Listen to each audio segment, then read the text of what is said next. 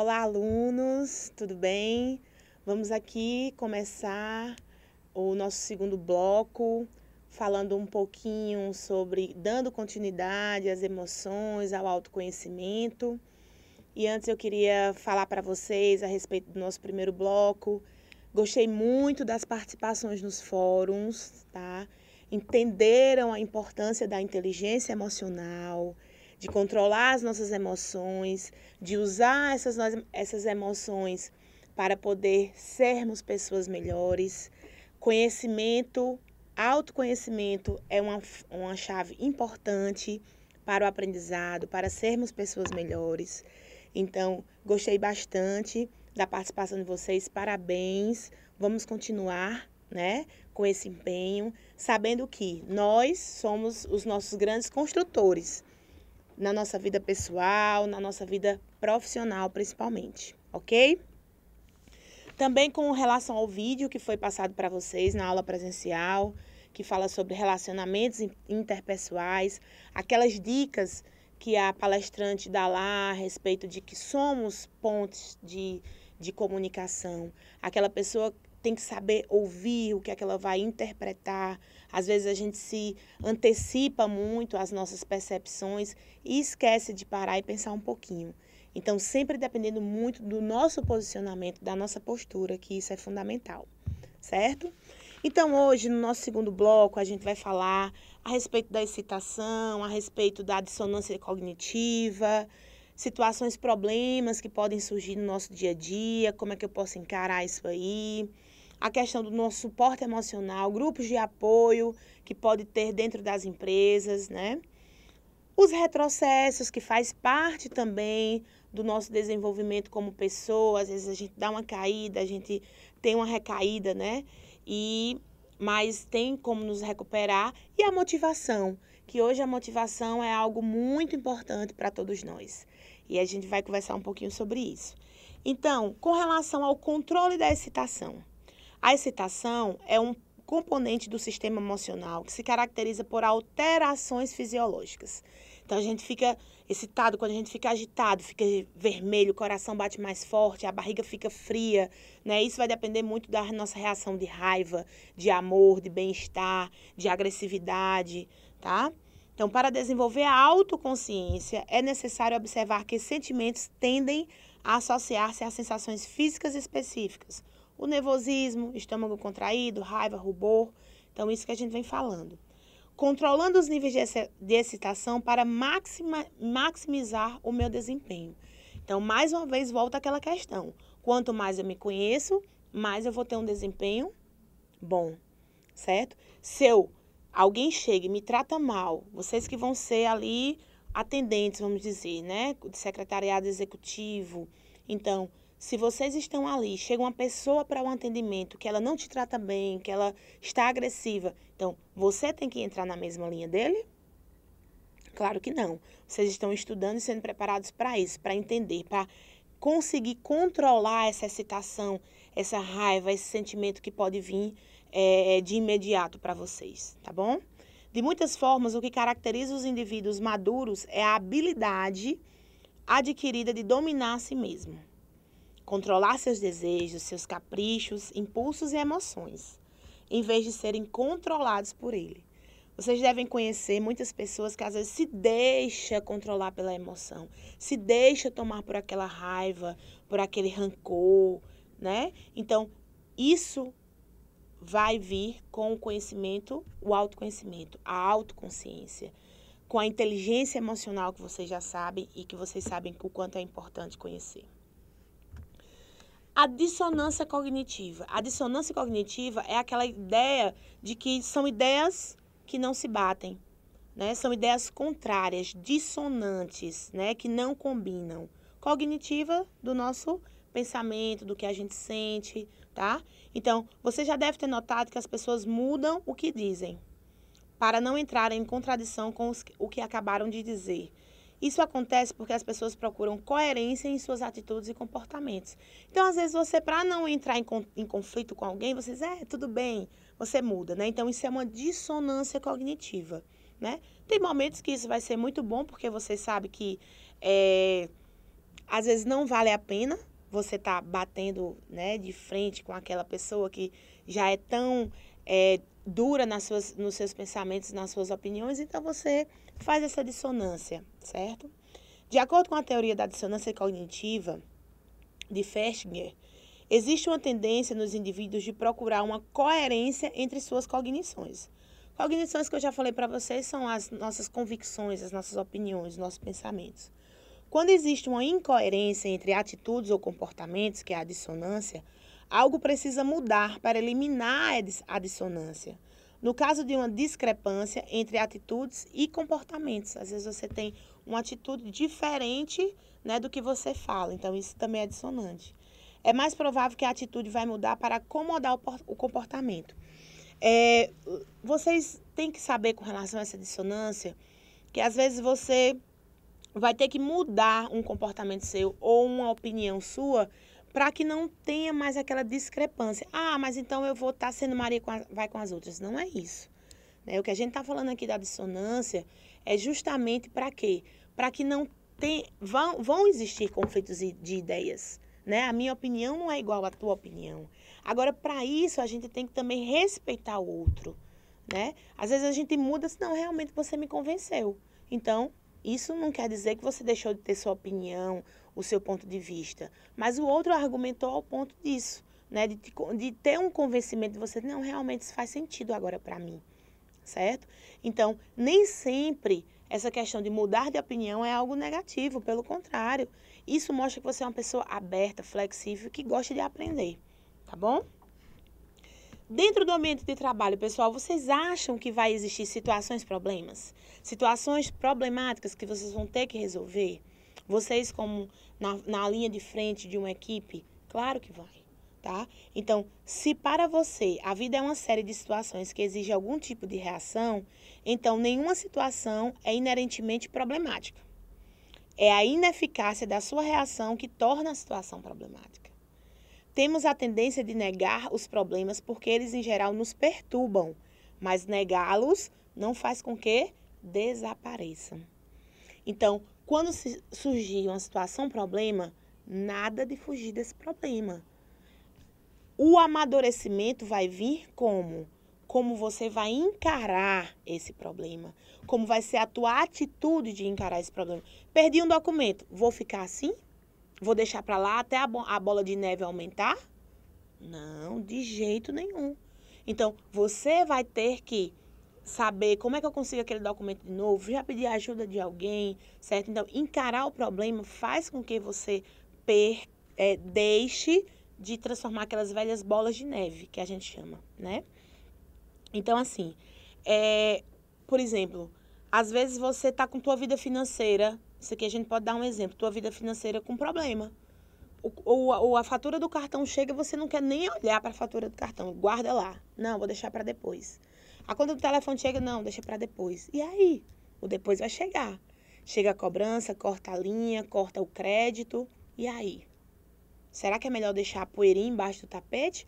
Ou vamos limpar tudo aos poucos, com maturidade? Cada caso é um caso, analisar como é que eu posso resolver aquilo ali. Então, isso também faz parte da nossa inteligência emocional. Isso também faz parte da nossa autoconsciência, faz parte do nosso autoconhecimento. A partir do momento que eu mais me preparo, que eu mais me conheço, eu vou ter também como ajudar o outro, tá bom? Então, sempre que surgirem situações problemáticas, identifique aquela situação problema, né?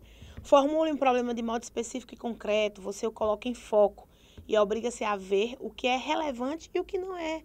Às vezes, gente, o problema, ele não é tão grande como a gente está imaginando, né? Ele não é daquela forma, se você passa a olhar para ele de uma forma mais, não, esse problema existe e eu vou encarar, de acordo com minha maturidade, às vezes ele não é um problema nem tão grande assim como você imaginava, tá bom? Com relação, eu queria voltar um pouquinho à questão da excitação, que eu falei para vocês no início, com relação à entrevista de emprego, tá? Muitas vezes as pessoas chegam na entrevista de emprego muito eufóricas, muito nervosas, né? Terminam se perdendo ali. Então, sempre que possível, não tenham vergonha, treine em casa, o que é que vai ser falado. Não é que você vai ensaiar. Porque nós que avaliamos essa questão, a gente também sabe quando vocês estão ensaiados. A gente sabe quando é que vocês estão querendo manipular a entrevista, tá? Então, assim, vão de verdade, vão tentando controlar a emoção de vocês. Porque eu sei que ali é uma decisão importante, pode ser a mudança de vida, né, de acordo com aquele emprego, mas isso também é importante, tá ok? Com relação a situações problemáticas, né? Então, quando encarar esse problema, mude sua percepção da situação, né? Olhe para ela, ó. Uma das dificuldades no caso das situações problemáticas é que tendemos a examiná-las com a visão limitada. Só vou resolver assim e acabou. Ficamos presos no nosso modo costumeiro de lidar com as coisas e não conseguimos encontrar outra solução. Aqui eu queria que vocês sempre abrissem para todo problema que aparecer para vocês um leque de possibilidades, tá? Certo, diante disso, o que é que eu posso fazer agora? Então, você começa a elencar algumas coisas. Reformular seus pensamentos a respeito de uma situação problemática vai lhe permitir olhar para a situação de uma maneira nova. Bom, eu não estou conseguindo resolver isso aqui, então eu vou pedir ajuda de alguém. Eu vou fazer uma planilha das minhas contas, eu vou fazer uma planilha de orçamento, né? Em vez de eu vou parar de comprar. Ah, mas aí eu tenho compulsão. Bom, aí já é um outro problema, já tem que haver um encaminhamento com um profissional, tá? A alternativa para solucionar problemas é descobrir algumas estratégias diferentes, pois um número generoso de opções lhe dará melhores chances de encontrar a solução mais eficaz. Um dos métodos mais úteis para descobrir várias soluções criativas é o brainstorm. O que é o brainstorm, gente? Isso é uma linguagem muito usada no mundo da administração, né? Que é uma chuva de ideias. Como é isso? O objetivo dessa técnica é que você exprima as ideias à medida que elas ocorram. Então, uma chuva de ideias, isso acontece muito no início de uma aula, né?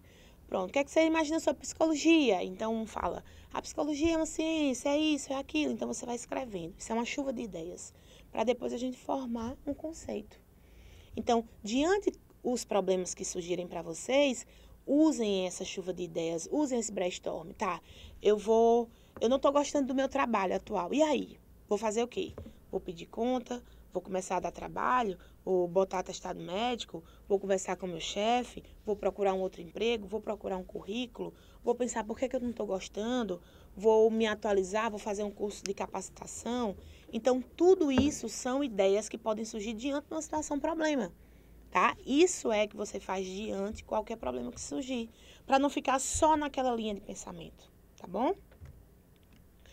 Gente, existe uma energia, uma força, algo que é muito forte e que tem que existir dentro de nós, tá? Principalmente você que está sendo preparado para ser um profissional que vai lidar com pessoas. A motivação. Vocês acham que a motivação é algo interno ou externo? O que é que vocês acham? Já pararam para pensar sobre isso? A motivação, gente, é uma força, já está dizendo, um motivo que me leva a uma ação. E esse motivo, ele tem que ser principalmente interno, ele tem que existir. Será que eu consigo motivar alguém que não tem motivação interna? Eu posso até tentar, né? Um bom salário é uma motivação? É. Mas se aquela pessoa não estiver bem com ela mesma, nada vai servir. Alguém te falar uma palavra, te mandar uma mensagem, é uma motivação? É uma motivação. Só vai me atingir se eu estiver bem comigo mesma. Se eu estiver motivada também, se eu estiver preparada, destemida, com vontade de mudar aquela situação atual. Então, a motivação, ela ocorre externamente, mas ela também tem que ser principalmente interna, tá? De acordo com Robbins, motivação é o processo responsável pela intensidade, direção e persistência dos esforços de uma pessoa para alcançar uma determinada meta. Então, quando eu estou motivado, vocês estão motivados, vocês estão estudando, vocês vão para o mercado de trabalho, tá? Vocês estão se preparando, então vocês têm que estar motivados a isso. Quem não estiver, tem que procurar melhorar. Ah, eu estou desanimada com isso aqui, mas por quê? Fazer um levantamento do que está mexendo com você. Ah, não me identifica. Então, vai atrás de um curso que te identifica. Porque isso também conta, tá bom? Tecnicamente, A motivação é aquilo que leva a despender energia numa direção específica com um propósito também específico. No contexto da inteligência emocional, motivar-se significa usar seu sistema emocional para catalisar todo esse processo e mantê-lo em andamento. Catalisar, gente, deixar em movimento, dar velocidade àquilo. Então, mais uma vez, a inteligência emocional entra nisso aí. Vocês, quanto mais inteligentes, vocês, quanto mais preparados, vocês, quanto mais conhecedores de si mesmos, vão saber lidar muito bem com as situações que aparecerem para vocês, tá? A motivação é uma fórmula para você iniciar uma tarefa e persistir nela. Então, você tá sempre usando afirmações motivadoras, autocrítica construtiva, isso é muito bom. Às vezes, você tá buscando o teu melhora. Eu não sou tão bem na fala, então eu vou melhorar. Eu não sou tão bem em escutar, eu não escuto bem, então eu tenho que procurar a minha melhora. Eu não estou bem nessa questão, então como é que eu vou fazer isso aqui? Como é que eu vou tentar essa melhora? Então, assim, não há maior aniquilador da confiança e do entusiasmo do que a crítica negativa. Não se coloquem para baixo. Eu não sou nada, eu não sei nada. De jeito nenhum. Vocês são fortes, sim. Cada um que está aí tem, sim, um ponto positivo, tem qualidades, também tem defeitos, mas não enalteçam seus defeitos, enalteçam suas qualidades, se motivem, acreditem em você, para você também estar acreditando, né, nos outros, para você ser um grupo de apoio, para você formar um grupo de apoio dentro do teu ambiente de trabalho, tá? Eles são muito importantes, os grupos de apoio. Ele traz o sucesso organizacional. Por quê? Porque vocês estão ali com um propósito só, com a melhoria, as reuniões, formem reuniões, façam reuniões produtivas com propósitos, tá?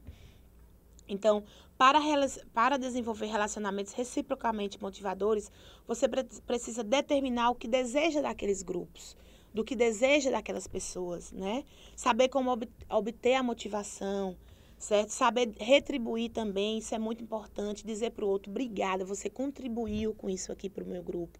Então, você se motiva, você motiva o outro, tá bom? O grupo de apoio é um suporte muito bom dentro das organizações, porque você vai servir como suportes emocionais, né? Então, o suporte emocional, ele torna o ambiente de trabalho mais saudável e útil, certo, gente? Se você trabalha num ambiente onde o clima é desfavorável, que não tem um suporte, que não tem uma conversa, vai se tornar uma coisa mais difícil também. Então, lembre-se, quanto mais motivados vocês estiverem, mais vocês vão conseguir motivar o outro, tá bom? Vocês têm que ter objetos estimulantes. Leva uma foto da sua família, né? O som tem que ser agradável, a iluminação também. Isso tudo é suporte para vocês, tá? Eu queria deixar para vocês olharem a página 92, que fala sobre organização, que tem os 5 tópicos lá do senso da utilidade, o senso da arrumação, da limpeza, do asseio pessoal e da disciplina. Isso eu gostaria muito que vocês fizessem, esse tópico 12, lessem, vissem o símbolo que tem lá, como é que funciona, resolve a atividade final, tá bom? Gostaria muito que vocês vissem isso, vou até propor como atividade para a aula presencial de vocês, porque é muito importante. E também tem os retrocessos que eu falei para vocês, e às vezes a gente cai um pouco, mas não desanima. Vai em frente, vai para frente, porque a raiva é um sentimento que aflora, a depressão, o medo, a ansiedade, tudo isso com retrocesso. Mas vocês têm que estar muito conscientes da força que vocês têm dentro de vocês, tá bom? Para finalizar, eu trouxe uma frase do Fernando Pessoa que fala sobre a travessia, o momento que vocês estão. Então, há um tempo em que é preciso abandonar as roupas usadas que já têm a forma do nosso corpo e esquecer os caminhos que nos levam sempre aos mesmos lugares. É o tempo da travessia. E se não ousarmos fazê-la, estaremos ficado para sempre à margem de nós mesmos. Então, ousem, meninos e meninas, ousem, alunos, mudem, procurem, façam a travessia de vocês, sempre motivados e com inteligência emocional. Um grande abraço a todos.